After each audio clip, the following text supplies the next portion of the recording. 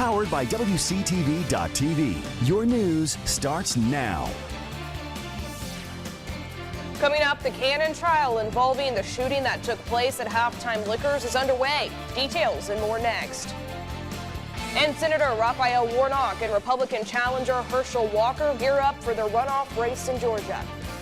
Good afternoon. Thanks for joining us on Eyewitness News at noon. I'm Madison Glazier. Before we get to our headlines, let's start in Tallahassee, where 2 shootings took place overnight. The Tallahassee Police Department responded to shots fired at the University Courtyard Apartments on the 300 block of South Adams Street around 12:13 a.m. TPD has reported no injuries at this time. Officers responding to a second shooting an hour later at 1:52 a.m. about shots fired near the intersection of Taylor Street and St. Mark Street. Officials confirmed that this incident also did not result in any injuries or property damage. Police say they believe these 2 shootings are not connected. Continuing coverage, jurors in the Darius Cannon trial deliberate after 3 days of testimony. Yesterday, both the state and the defense rested their case. The defense holding steady on its claim that Cannon was not seen near the location of the initial gunfire where several victims testified to being shot. Jurors went into deliberation at about 11:23 this morning. He is facing murder and attempted murder charges. A group of local pastors and law enforcement are joining forces in efforts to decrease gun violence in the city and are looking to the community for help. Earlier this month, community leaders met to create a crime prevention task force, Respect Yourself. Hopes to develop programs, but say the work can't be done without the help of the community. The next meeting will take place January 24th. Demolition has officially started a little more than a week after a fire at the Killarn Country Club. From weddings to birthdays, crowds gathered on the grounds this morning, sharing memories of their time spent at the country club. As WCTV has reported, the state fire marshal's office is investigating what sparked the flames. At this time, there's no update on that investigation. Last night, a firework explosion caused a large fire at a warehouse in Orlando. Orange County Fire Rescue responded to the incident where at least 5 people were injured, including a minor. Officials say the warehouse caught fire after the fireworks stored inside were ignited. I had heavy fire through the roof in the back corner of the building, made an immediate second alarm out of this. We had crews make an aggressive interior attack with heavy fire and fireworks exploding all around them. No information regarding the patients has been released and the cause of the fire is still unknown.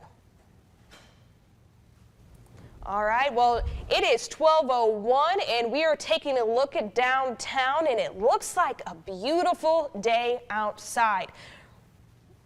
Meteorologist Rob Nucatola standing right next to us. Rob, look at that picture. I know. It looks great. I've been looking at all the pictures. It's been the perfect temperature outside.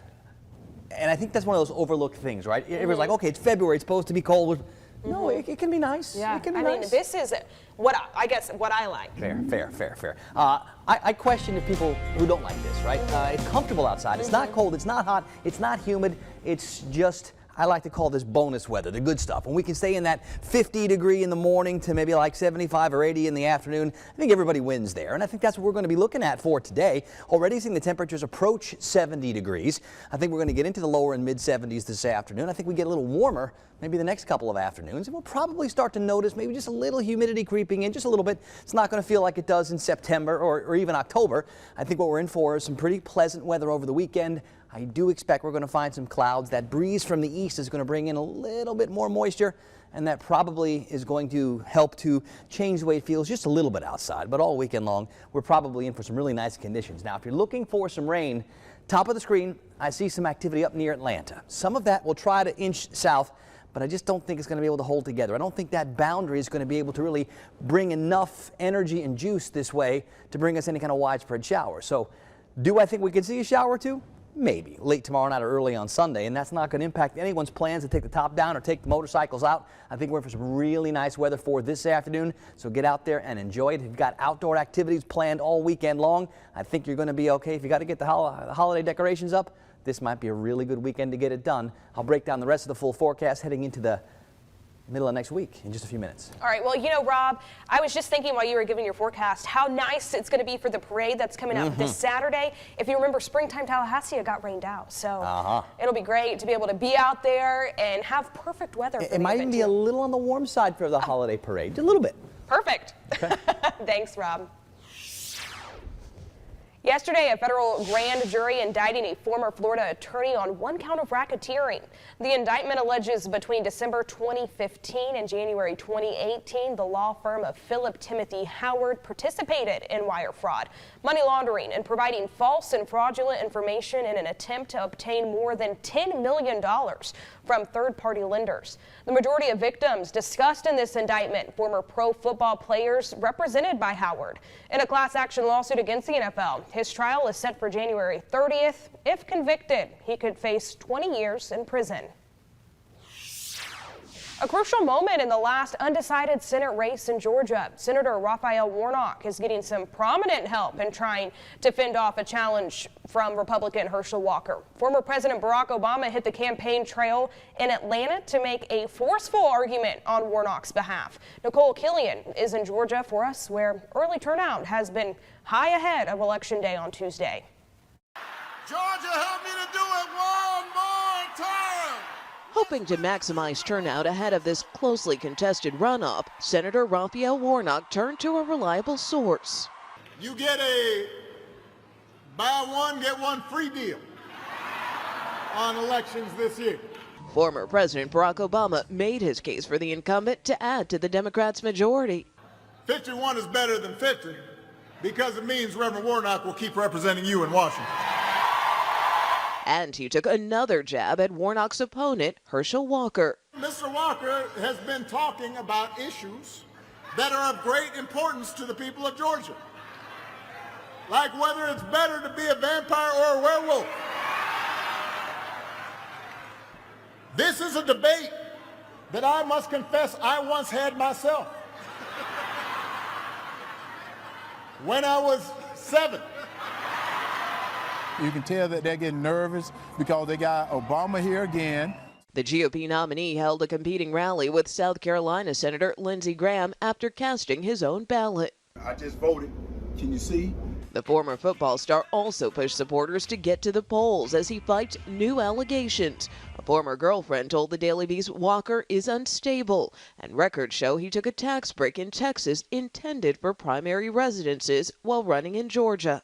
I'm Georgia born, Georgia bred, and when I die, I'll be Georgia dead. Herschel Walker will probably go down as one of the worst Republican candidates in our party's history.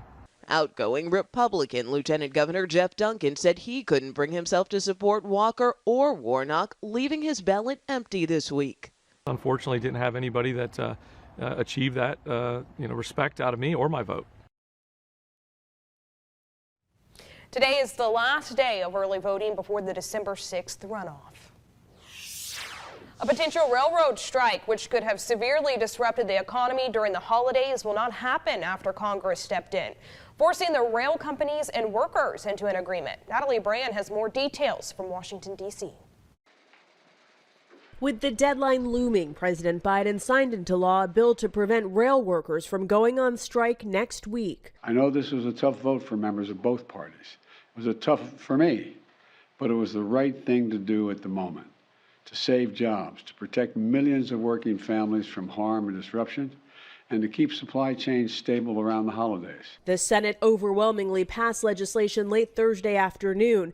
It forced the unions to agree to the contract negotiated in September between the railroads, labor unions, and the Biden administration. Working with business and labor to get this done and avoid this, what otherwise is a really good bill lacking only one thing. And we're going to get that one thing done before it's all over. The agreement includes 24% raises over 5 years for workers, adds a personal day, and some bonus pay. But senators did not approve something which railroad labor unions have been fighting for: 7 days of paid sick leave. They are one of the few industries in America today that have 0 sick paid leave. An amendment to add sick leave failed to reach the 60 votes needed to pass the Senate, but the unions say they are not giving up. We're going to continue to fight the sick leave issue. outside of contract. Workers say the previously negotiated agreement does not address all of their concerns, but a majority of lawmakers say they had to act quickly as some impacts of a national rail strike could have been felt as soon as this weekend. Natalie Brand, CBS News, Capitol Hill. 8 of the 12 unions voted to agree to the contract with the rail companies, but 4 of them voted it down, blocking its passage. Coming up, the Russian bombardment of Ukraine continues as Ukrainians remain steadfast against the onslaught. Details next. But before we go to break, WCTV's annual Kindness Day has been a success. With the help of Leon County, Toys for Tots, and Second Harvest, we were able to raise a whopping grand total of $41,235 and served over 75,000 meals to individuals in need. We'll be back after.